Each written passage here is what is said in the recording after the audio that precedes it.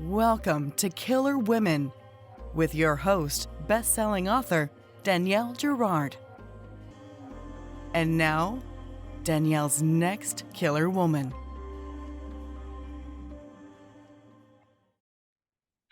Hello, and welcome to Killer Women Podcast, a proud member of the Authors on the Air global network with more than 4 million listeners. I am your host, suspense author Danielle Girard, and my guest today is Addison McKnight. Addison is the pen name for Nicole Moleti and Krista Wells. After over a decade of writing nonfiction, their shared interest in women's emotions and the cultural obsession with perfection sparked an idea for their debut novel, An Imperfect Plan. With six jobs and 6 children between them, they wrote their first book on Saturday nights and on the sidelines of their children's game. They reside in West Hartford, Connecticut with their families, and their second novel, The Vineyard Remains, is out in March. Ladies, welcome. Thank you for having us. So happy to have you guys here. It's so fun. I got to meet Krista at BoucherCon in San Diego. It's my first time meeting Nicole. So for our listeners and watchers, tell us about The Vineyard Remains.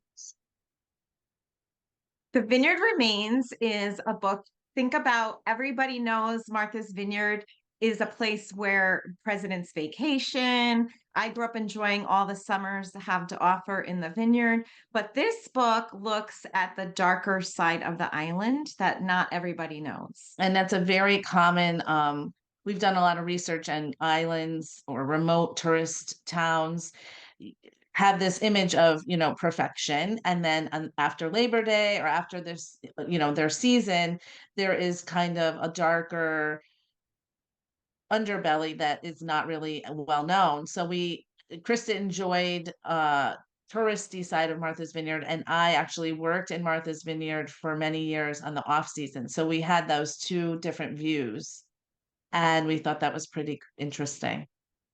Right. My agent actually grew up in Martha's Vineyard, and what a crazy place to grow up, right? Because you're like it's like living in Vail or Aspen. It's these resort towns where people flood the place, with all this money for just a few months a year, and then the rest of the time the place is sort of deserted, and making ends meet is really hard. And I totally, yeah, it was a great setting. I definitely felt like I was there.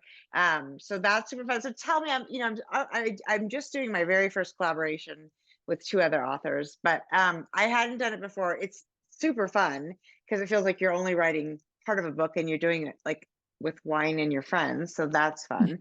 But tell us, how did this come to be? How did you guys find each other? Did you meet through kid stuff? And then how did it come that you guys decided to write a book together? We actually met at the hairdressers.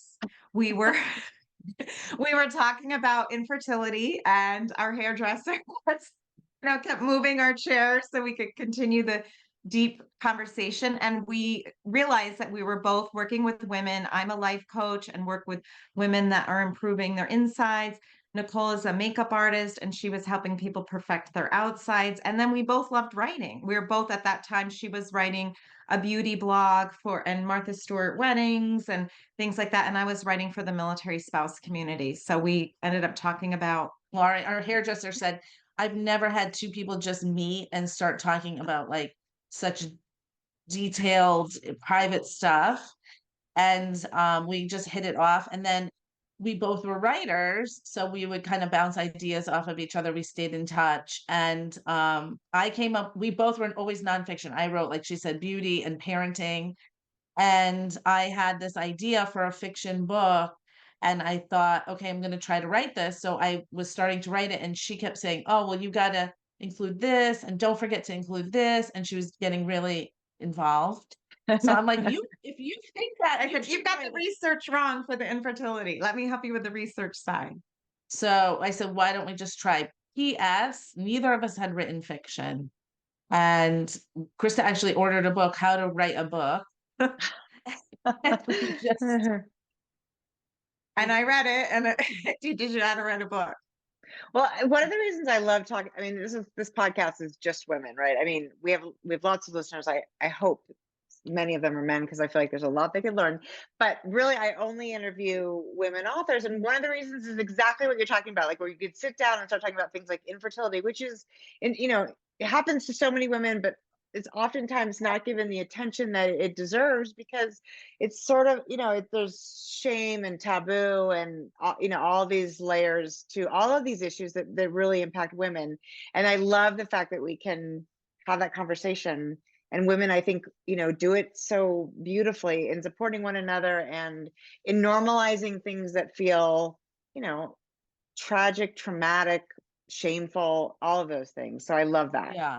That's really a big part of like our common denominator as writers and what our interests we might argue over, okay, well, let's do this murder this way or this what town they're going to live in. But the big thing that we're both always very fascinated by, and like she said, I'm a makeup artist, so physical beauty, and she's doing therapy sessions and coaching, and that was the big basis of our first book. And Imperfect Plan was about just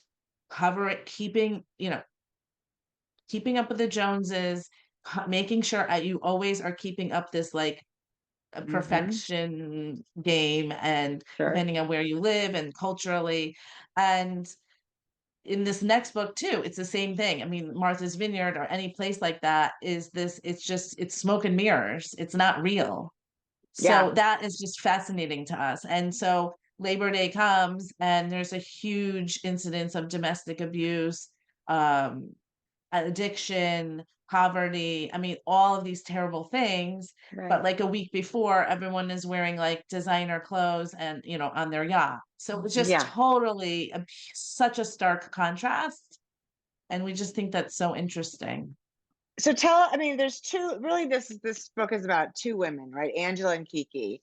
And I think, they're related, right? They're cousins, which makes it super interesting, but also, they come kind of at this from different angles. So can you tell us a little bit about those two women? Because I think they're really the way that they, they were close, then they're not close.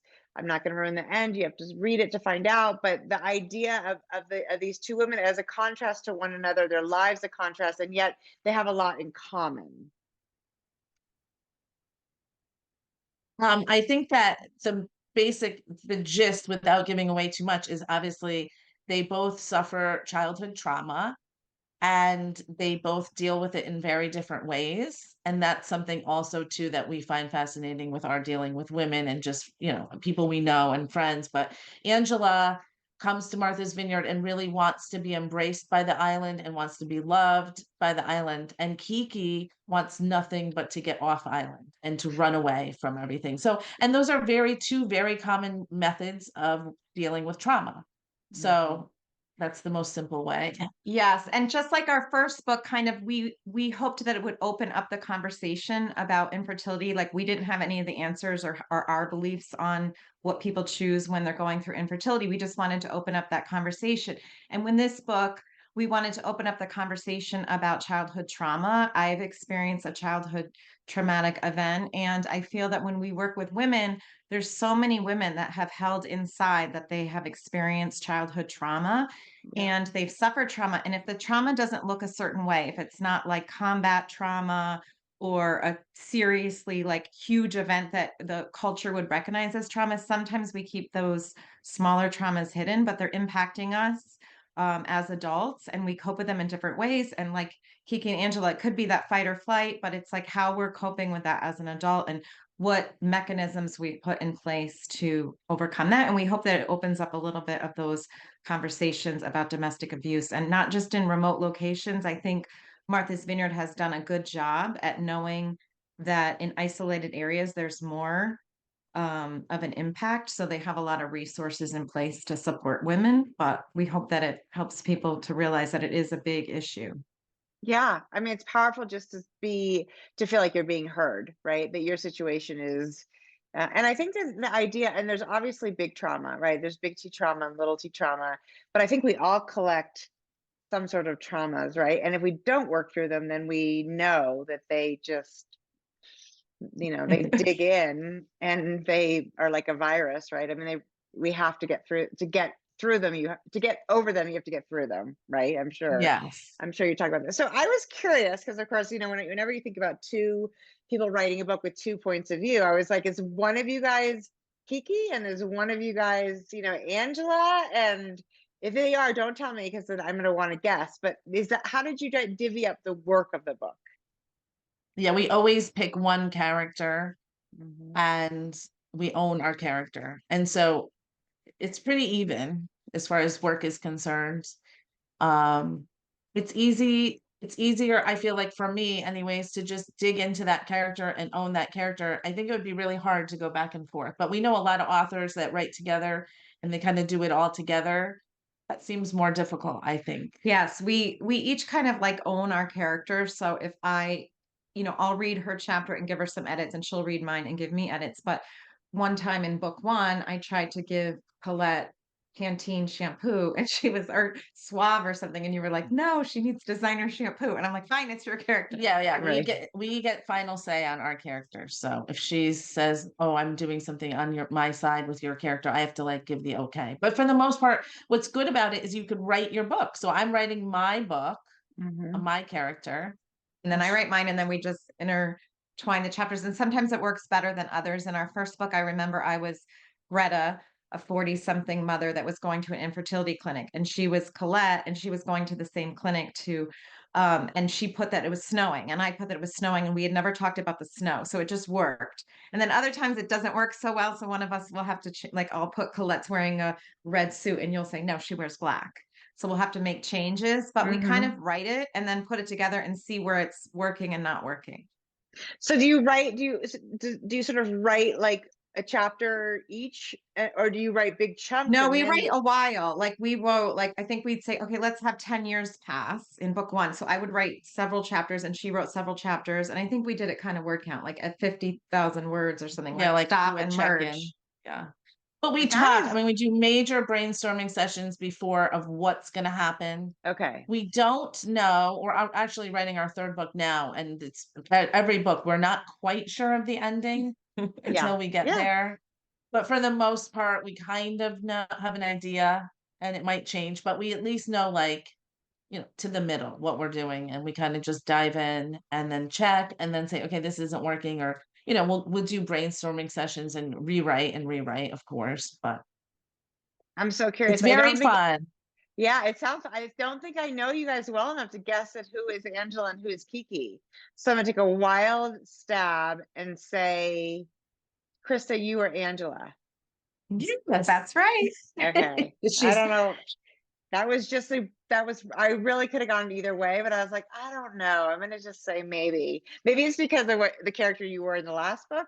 It just was like, well, maybe that sounds more like I don't know. I'm not gonna tell anybody And about she's any of blonde. this. Yeah. Well, that's true too. Maybe that was it. Maybe I'm like, well, that's the blonde hair that gives her away. But yeah, that's And I super like fun. the island, and Nicole wants to flee from the island. Yeah, which of course makes sense, right? Because Nicole lived there in the off season when it's not nearly as sexy as it is. It's a little dark and cold, yeah. Right. Anything by the water in the winter can be brutal, right? I mean, it's just Yeah. in gray and all sorts of that. Okay, so you guys are now working on your third book, which is super exciting. Can you talk? I know you're it's a relatively new. I mean, you're not no longer sort of debuts or first timers or even second timers, but because it's sort of a new process for you. The journey is relatively recent. Tell us about how that worked, like how it went. You guys wrote this book, never having written any fiction. And then what happened from there? We wrote the book, and as we said, we got a book telling us how to write the book. I mean, we were that clueless. I remember someone told us something about an arc, like our character had no arc, and Krista had to Google arc. I mean, it was bad. No, how would you know? She said, the second part of your arc is weak. I'm like, Nicole, what's an arc? Yeah, fair. But we did a ton of online classes. We did Gotham Writers in New York. We just read every book we could. We were voraciously up all night, just making sure we were trying to do our best. And then when we felt like we were ready, we started to try to get an agent, and we had 55 rejections per agent. Yeah. So we then went to Thriller Fest, and then we finally got our agent. So then that was like huge, obviously. And then we did get our amazing book deal with our agent, who we absolutely love, Bernadette at Victoria Sanders. So we felt like, I mean, that was just like, and so, after that, I will say too, when you look back, we were totally clueless.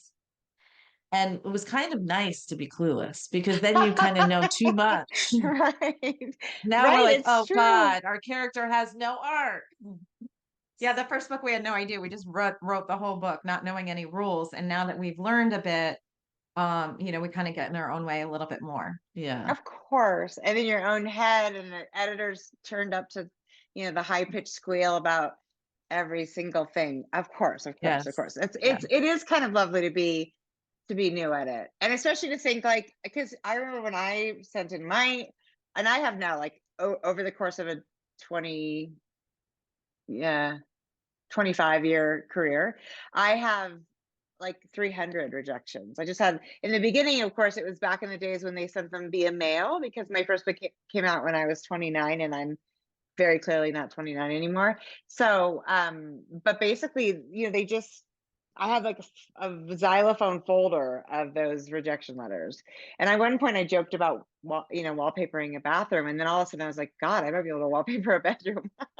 But anyway, but it's fun it's fun to not know. And then it's exciting as you get better and you think, God, look how much better we are than we were. Right. Yes. Yes, for sure. For sure. And that's But oh yeah.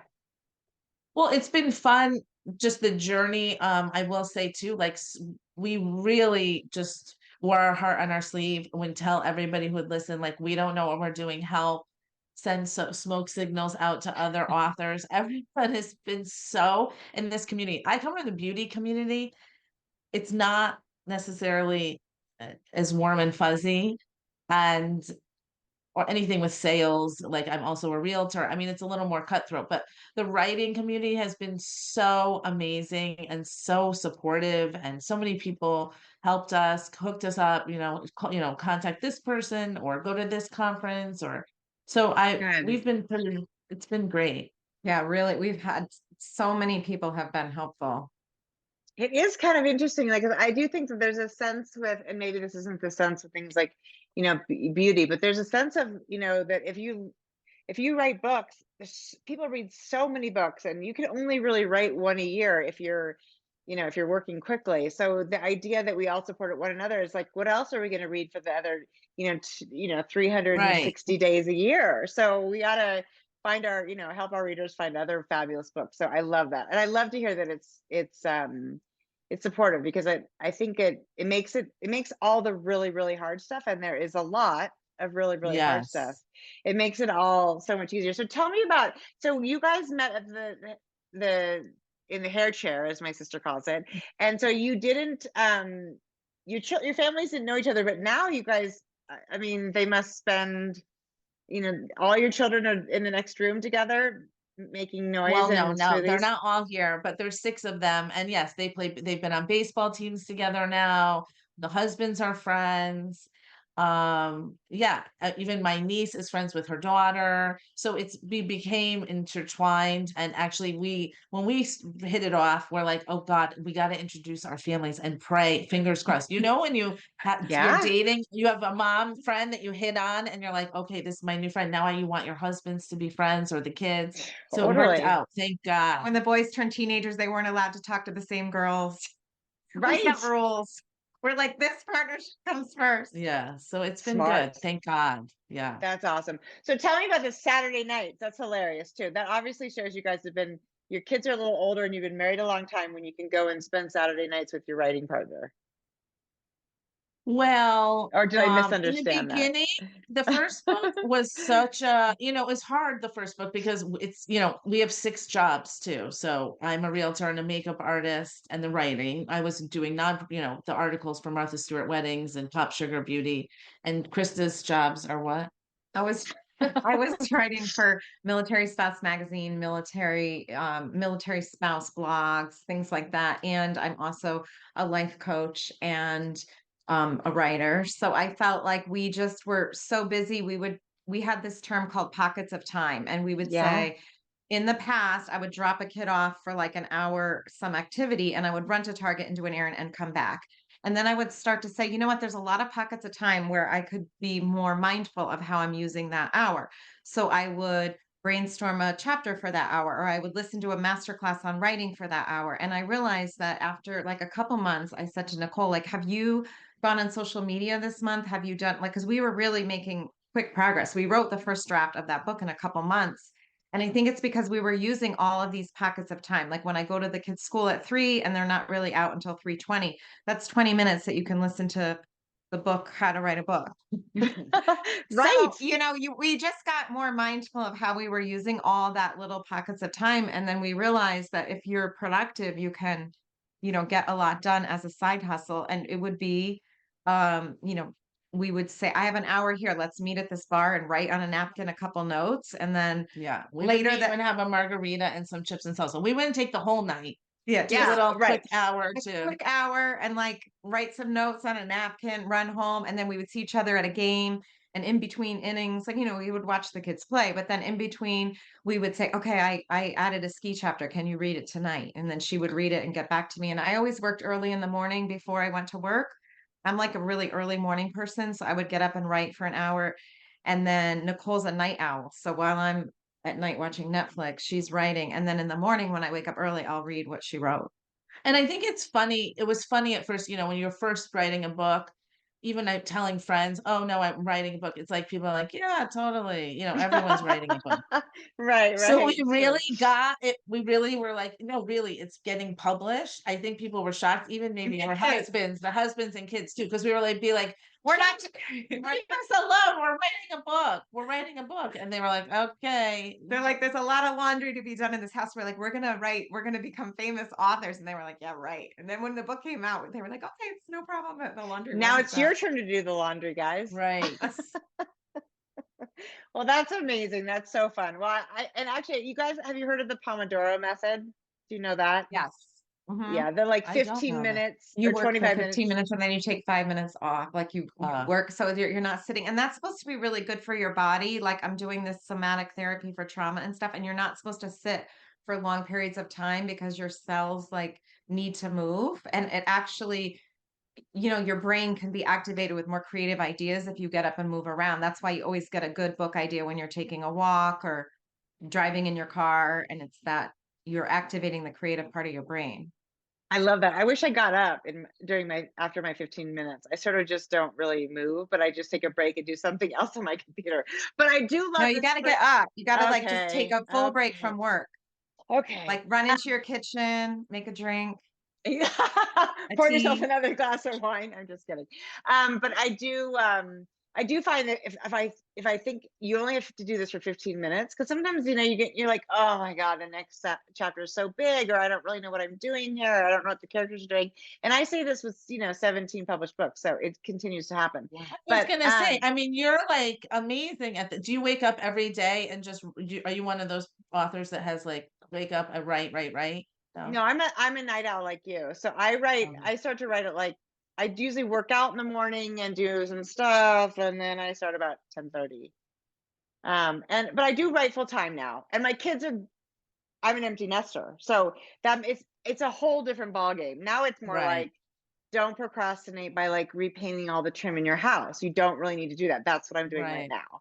But that's another thing, like you said, it's those physical activities, folding laundry, painting, taping before you paint. They're really good for me for like sorting out what I'm going to write, and then the 15-minute sprints keep me in the chair. You know what I mean? So it's like it's a mind game. It's a mind game always, right? Yeah. Yeah. Sometimes when you have more time, it's harder to get started than when when you're just squeezing in the pockets of time. I find the busier you are, the more productive you can be. Yeah. Yeah, that's totally I loved true for your book. me. Whiteout was your last book. Thank you. Whiteout was the beginning of the last series. So there's 3 books in that series now, but Whiteout was the first one. So thank you. That's really sweet of you. You've written 2 books since I read 2 are out. Yeah, but Whiteout came out in 2020.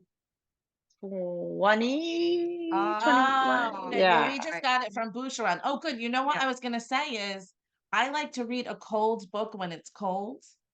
And I That's read that in the summer and I was looking at it. I'm like, oh, I wish I could read like a book. I like a cold book like that. So yeah, now I'll that's go get the other ones. Are they yeah, cold? well, I'm trying to think if they're called. That's such a funny. What? No, that's the only one of that series set in the winter. But there's the second one is set. They're set shoulder seasons. It's North Dakota, so it's never like Okay. balmy. Oh, good. All right. I'm gonna go get those. Good to That's know. sweet. You guys are sweet. Anyway, this is so exciting. So, have you guys thought about doing a series? No. No, you know what? We have so many ideas now. We can say, okay, we're going to write that. That's book 6 and that's book 7. And we have all these ideas of books that we want to write. If we were given the opportunity, I mean, totally. And this book, The Vineyard Remains, there's a lot of open-ended stuff. And I said to her right when we were writing it, I'm like, I could go on and on and on. I mean, we cut a ton of chapters. And there's the grandmother, and Yeah. I wouldn't mind Kathleen. giving her a Yeah. story. There's a lot there. And the Yeah. cast. And there's the daughter, right? I mean, there's a Yeah. lot of, or two, Yeah. 2 daughters technically. So, by the end of the book. So Right. that's, And Pete. yeah. Yeah. No, we're not going to tell anybody who all these people are. You have to go and read the book.